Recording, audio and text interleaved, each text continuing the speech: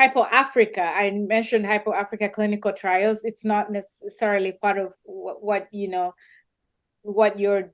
did before, but it's a new program you are a part of with other countries. Could you briefly explain what it is and why the Uganda Cancer Institute participated in it? Okay. The primary objective of Hypo Africa is to increase access to radiotherapy to as many people as possible. That's the primary objective. And they want to do this by making sure that those few patients who have come for radiotherapy, they take the shortest time possible at the facilities. So the idea is to give bigger doses of radiotherapy for a shorter duration. So in Uganda, we have joined this group. There are two studies where we are part of them. The primary one was the prostate, which they have started with, on which we are also going to start recruiting cancer patients for that study. We also have other areas where we are thinking of patterning in breast cancer. There's a treatment regimen which we want to start as where UCI is also part of that group.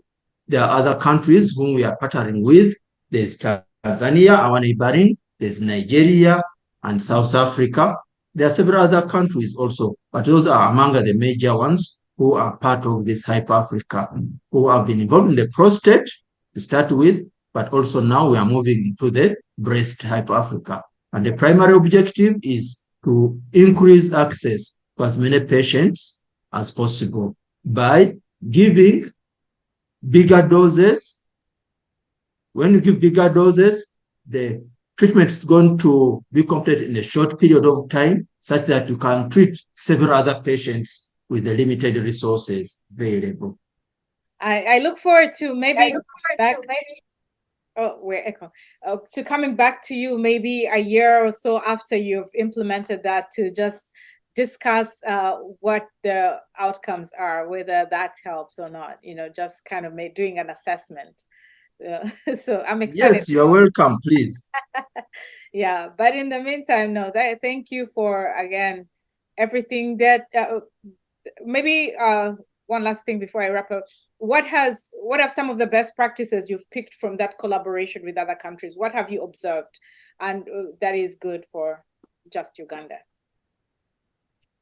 Of course, the collaboration is beneficial because you try to, it increases the opportunity to get funding. Usually funding for such projects is quite difficult when you are a single entity. But right now, when you are many like that, you are collaborating with people who are already highly experienced in terms of research. So these people, they act as mentors. So people in developed countries benefit that these people are giving us the mentorship, which is very good for research and also for clinical work. I think that's one of the primary aims that we have gained, that we are good, we are getting good. The collaboration is ideal for clinical purposes and also the research itself. You do, what's the right word? I'm looking for the right word to use. The standard of research which you are going to get, which you are going to do when you are collaborating with high-tech centers or these high-tech centers is quite difficult to achieve when you are working alone in our centers. Right.